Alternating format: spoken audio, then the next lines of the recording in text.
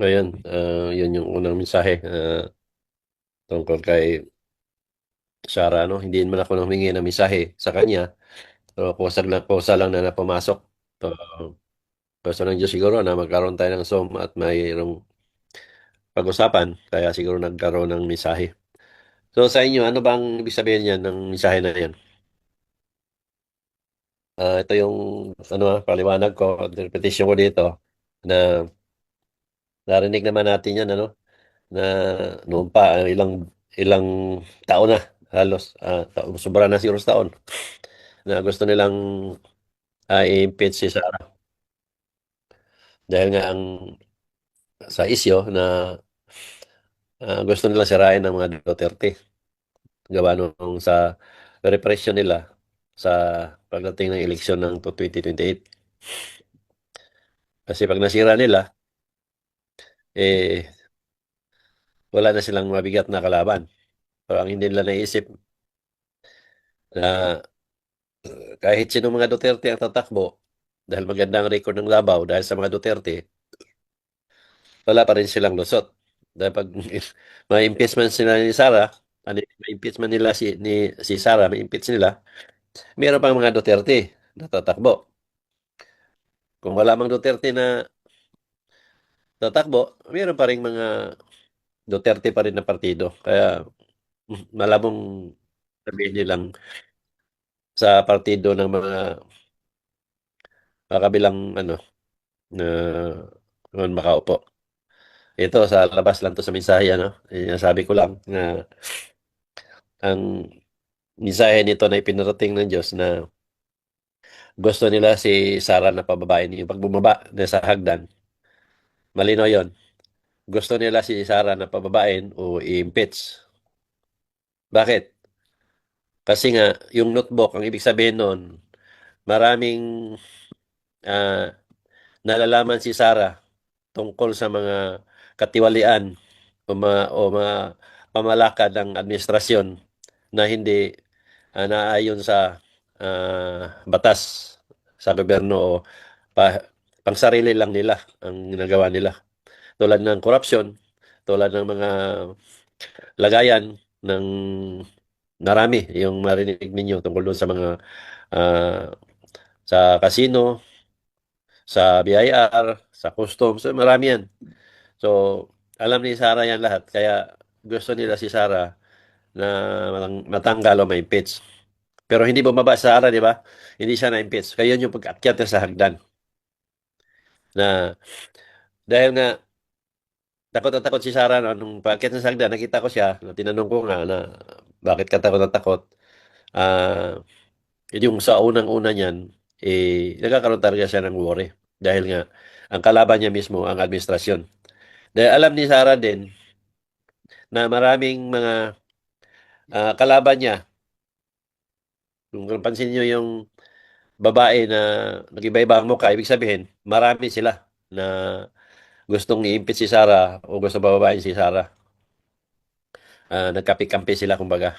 Yun yung mensahe na yun ay pinarating. Pero nga dahil si Sarah, nasa panig ng kabutihan. Ibig sabihin, dito siya pumanik sa akin, kumbaga, lumapit siya, kumbaga, na ang sinasabi ng Diyos yan na si Sarah ay nasa panig ng kabutihan.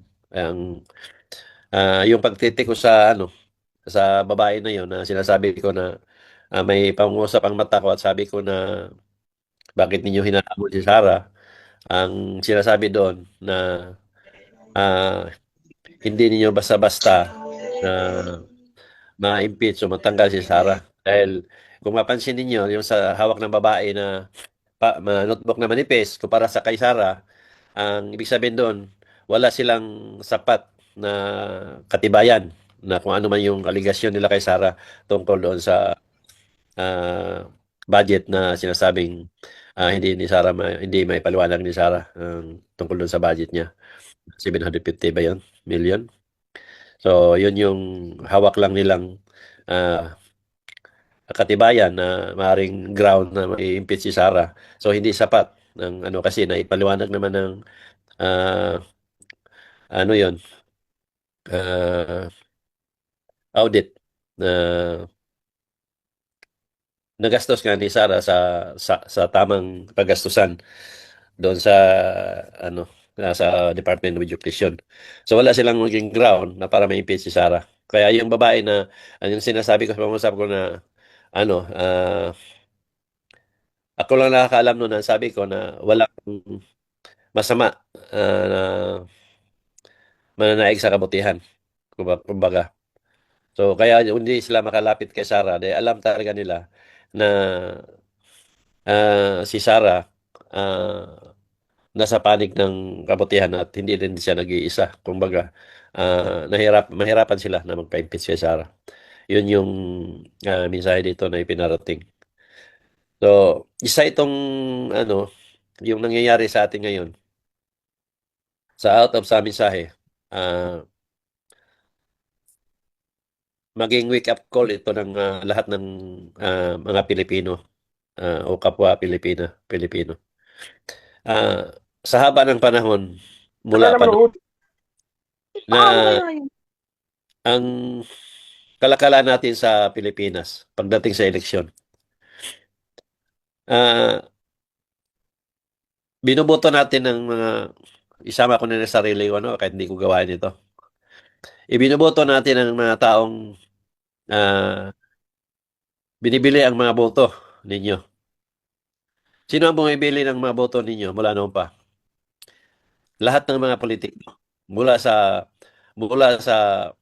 baba sa mga kagawad, konsihal, kapitan, konsyal sa munisipal, sa mga ah, mayor, sa mga congressman, sa senador at hanggang sa presidente. Lahat yan mula sa taas hanggang sa baba. Talagang namimigay ng pera yan, bumibili. Kumbaga, hindi namimigay, bumibili yan ng mga buto. Ngayon, kayo mga Pilipino, o tayo mga Pilipino, masaya na kayo sa binibigay sa inyo ng 20, 100, ah, 1,000, 500, meron pang 10,000 base doon sa pinamigay ng mga congressman ng nakaraang taon. Yung 10,000 si mamimigay ng mga congressman.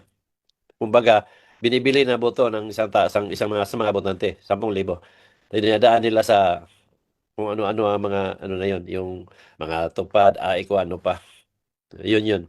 Tapos kinakat kong ng nasa barangay, kinakatkungan ginawang 3,000, ginawang 4,000, 5,000, 6,000, binabawasan ng kapitan. Ngayon, hanggang sa umabot doon sa baba, 1,000 na lang, 500 na lang to, 400, 300, 500. Yun yung kalakalan sa Pilipinas.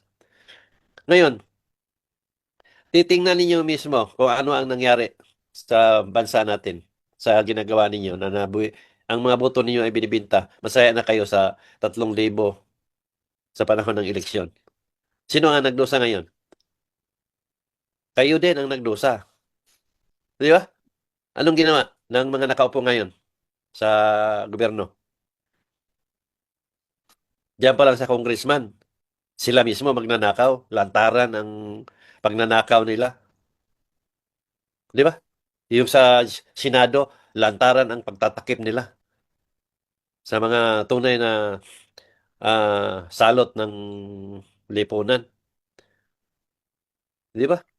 Sino ngayon nagdusa? Di kayo din, tayo din. Makikita mo ang lantarang mga takipan. Yan lang si Lacson. O tingnan nyo si Lacson kung paano siya magtakip. Sungay na lang kulang ni Lacson. Si Soto, ganun din. Parehas-parehas nga sila lahat. Kahit naman sabihin lang, hindi sila nagtatakip. Yung ginawa lang nila mismo. Makikita ninyo kung iwan ko, baliw na lang siguro ang di makaintindi sa kanila. Pero nagpatuloy sila sa kasamaan nila. Sino ang taong ito? Sila ito mga bumibili ng boto. Yung sa congressman, lahat nila, bilang na lang ang congressman. Lalo na sa mga datihan.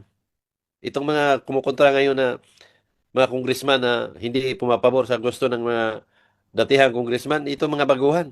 Tulad nila ni Libistic at tulad nila ni Meow Meow. Di ba? Ito yung mga baguhan.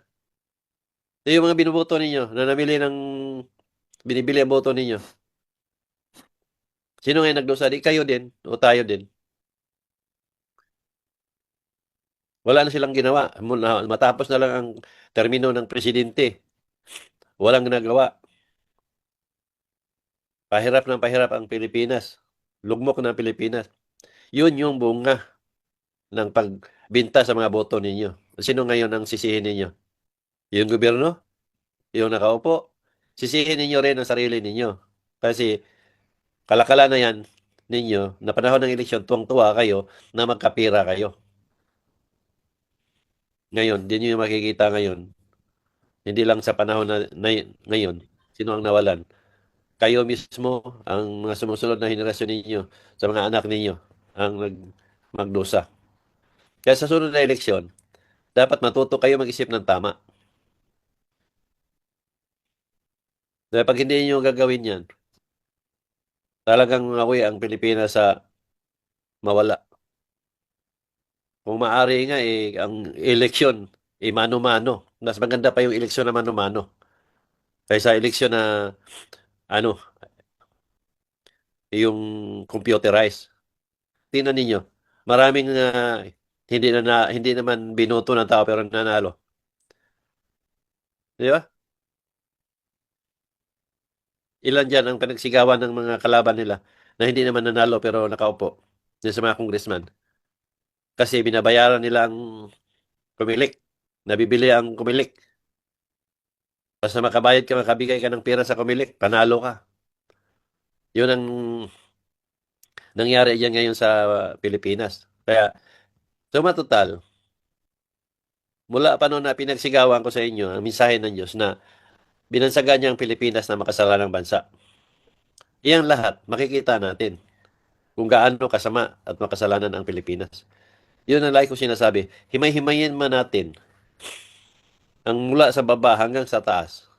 Hindi pa nangyari itong mga issue na itong mga flood control na to. Doon pala sa gawain ng kapwa natin Pilipino. Sa mga nagpatupad ng batas, sa mga pulis, sa mga nanghuhuli dyan, mga AMDA, LTO, at ano pa.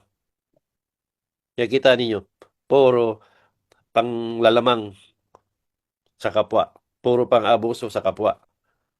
Pinasilduhan ninyo natin ang mga taong ito. Pero tayo din ang inaargabyado. Doon pa lang, makasalanan na ang tao sa Pilipinas.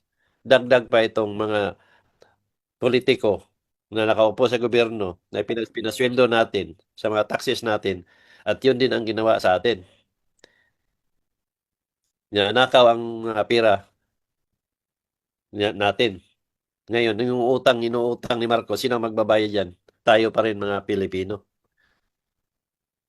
Ito yung bunga ng pagbinta ninyo sa boto. Sana sa sunod na botohan, gamitin ninyo ang tama ninyong pag-iisip para hindi kayo ang magdusa. Kung may sinisisi ninyo karon, ngayon, huwag ang buong gobyerno, pati sarili ninyo, sisihin din ninyo rin. Dahil yun ang bunga ng inasam-asam ninyo na pera sa halagang pang isang kainan, dalawang kainan na gastusin ninyo sa panahon ng eleksyon. Tapos sa habang panahon ninyong pagdusahan. Kaya yung corruption sa Pilipinas, sobrang nakatalamak talaga. Kaya nga, ang Pilipinas ngayon, binayo na ng kung ano-ano na mga problema. Hindi lang sa trahedya. Kaya mo yung sinasabi ko sa inyo na ang kalamidad na sensitibo na binabasa ko yan base sa power of mind na maraming mga trahedya na darating sa Pilipinas. Maraming sakuna. Ng kalamidad na sensitibo ang mga matay libo-libo. Binaliwanag ko yan. Aksidente, baha, apoy, bagyo at ano pa. O ngayon, ano nangyari sa Pilipinas? Ang daming mga nalunod na mga bangka, na maraming nalunod na mga barko, mga baha, lindol, nagkalat sa Pilipinas. Yun yung sinasabi ko sa inyo. Na pag dumating ang kalamidad sa sensitibo, mga matay, libo-libo. Ngayon, dagdag pa itong issue ng flood control na yun na pakapalan ng mukha, lantaran na ang ginawa nila. Meron pa rin silang mukhang iharap sa mga tao. Ilang halos 2 taon na nilang kumbate dyan, wala pa rin nanagot sa flood control. Wala silang napakulong. Ang pinapakulong nila, yung mga kalaban nila. Kaya grabe ang, ano, nakakadismaya ang bansa natin. Kawawa ang mga tao. Kayo mga nagbinta ng mga boto, magsama-sama din kayo sa impyerno pagdating sa kabilang buhay. Maniwala kayo sa akin. Walang makakaligtas sa inyo lahat. Kaya hindi kayo gumawa ng kabutihan. Hindi, ginawa lang ninyo para lang makasamsam kayo ng ilang daan lang panahon ng eleksyon at ibininta ninyo ng kinabukasan ng mga sunod na henerasyon dahil sa mga tao ito. Sana magising kayo at matuto kayo mag-isip ng tama. Huwag nyo ipagpalit ang kapiranggot na halaga doon sa kinabukasan ninyo at kinabukasan ng mga sumusunod na henerasyon. Dahil hindi lang ngayon at bukas tayo nabubuhay. Mahaba pang panahon na manatili tayo dito. At mas maganda yung mamuno sa atin dahil ito yung batas sa lupa na may masunod tayo. At ang mga nakaupo ay sumunod din sa batas sa lupa. Paglingkuran ng ah, taong bayan sa buong bansa na ayon sa tungkulin nila, na yun ang pinangako nila at tuparin nila. Hindi yung puro nakaw, puro pangulimbat. Kanya-kanya silang ipon, kanya-kanya silang tago ng kayamanan na hindi naman pinag-aari nila. Ito yung mga taong ito na malinaw, na walang kabusugan. Aanhin na nila yung maraming pera. Magkano lang naman yung gastusin nila habang nabubuhay sila. Hindi na nila nga mabilang ang pera nila. Hindi nila pwedeng kainin habang buhay yan. Sobra-sobra na kahit isang daang buhay meron sila, hindi maubos yung pera na sinamsam nila. Para saan pa ba yun? Ito yung mga kagahaman ng mga taong ito. Tulad ng mga pare at pastor yan. Walang kasiyahan, walang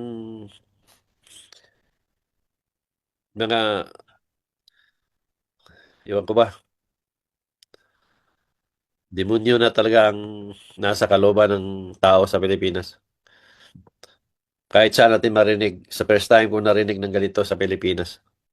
May korupsyon man sa ibang bansa, pero grabe ang Pilipinas kasi buong Pilipinas talaga. Kasi sa mga ordinaryong tao tulad natin, may kalooban na tayong korupsyon. Nangungurap na mula sa mababang kapuluan, mababang posisyon sa gobyerno hanggang sa presidente. Grabe katalamak. Kaya mabilang tayo nga sa sinasabi ng Diyos na makasalanang bansa dahil sa tao yan. Hindi yan sa mismong bansa. Ang nanirahan sa bansa na yan, yun ang kurap, yun ang makasalanan. Marami pang mga basihan ng Diyos kung bakit tayo binansagan ng makasalanang bansa. Hindi na masikmura ng Diyos ang gawain ito ng ano. Kulang na lang ipag-ulan ng apoy ang Pilipinas para sabay-sabay na. Pag nangyari yun, mag-ulan na apoy, iwan ko lang. Kung maga, may madala ba sa kabilang buhay na pirang pinagkulimbat nila. Nakakalungkot isipin na ganito ang dinanas sa bansa natin. Di ko los maisip na may mga kalooban ng mga politikong ito. Mula sa presidente hanggang sa baba. Grabe. Mga matay din ng lahat ng yan. Walang natiling buhay dito sa mundo na tulad ng 10 million years na kalipas. Swerte na lang kayo lahat ng mga politiko kung edad kayo ng 100 years. Mapaaga pang buhay natin dito sa mundo dahil sa kinakain natin. Anong gagawin nyo sa mga kinurap ninyo? Iiwan ninyo lahat yan. At yung mga ari-arian, pinagbibili ninyo. Iiwan nyo yan lahat yan. Kung makinabang mo yung pamilya ninyo, mamamatay din yan lahat. Hindi na lang kayo gumawa ng mga mabuting bagay na makinabang yung mga sunod na henerasyon. Mas maganda yung mga wala tayo na mayroong maalala ang mga henerasyon na si ganito ganyan, may mga bagay na ginawa na kinabangan ng sumusunod. Hindi yung marinig na si ganito, grabe ka kurap. Yung presidente, yung mga nakaupo sa Kongreso, sa mga Senado. Di ba? Nakakalungkot talaga. Kung ako lang Diyos, pwedeng patay na yung mga yan. Gawin ko na siguro para matapos na yung kasamaan. Pero hindi. Malaya tayong mabuhay. Malaya tayong gumawa kung anong gusto natin. Ito yung kalayaan na ibinagkaloob ng Diyos sa tao. Pero yung kalayaan na yan, mayroong katumbas yan pagdating sa kabilang buhay. Sabi ko, ang Diyos hindi mamamatay, tao yan. Ako nga masunod ako. Wala na yung lahat ng mga kurap na ano, politiko. Matay na sana lahat yan. Kung ako masunod. Para maiwan yung mga malilinis, mga mabuting kalooban. Para gumanda man lang ang Pilipinas. Kaya ngayon ang lumabas doon sa mensahe ng Diyos na lahat ng departamento sa gobyerno, ang mga uniforme nila, krokodil, mga buaya. Naglabasan ngayon maraming mga kurap na ginawa sa lahat ng departamento sa Pilipinas. Bagong issue na naman yan doon sa mga sa mga bombero. Meron naman. So, parang wala na talaga. Nalaras na talaga lahat yung sinabi ng Diyos. Ewan ko ba kung bakit kalooban ng mga taong ito. Mga garapal, mga kapal ang mga mukha. Hindi na natutong sobra-sobra na ang kasamsam nila. Puro pa rin kamal sa kaban ng bayan ang ginagawa. Meron palang mga ganitong kalooban na tao na walang kasiyahan, kaano man karaming pira mayroon sila. Hindi na nga magastos lahat yan habang nabubuhay. Pero nagpatuloy pa rin sila sa kagahaman nila sa lapi. Diyan natin makikita na ang tao na demonyo na ang meron sa kalooban. Wala nang Diyos yan mga tao ito. Ang Diyos nila puro pera, puro bagay. Kaya sabi ko sa inyo, gamitin niyo ang tama ninyong pag-iisip. Huwag kayong maghahabol ng panandaliang saya dahil kayo din ang nakikinabang kung ano man ang ginawa ninyo. So,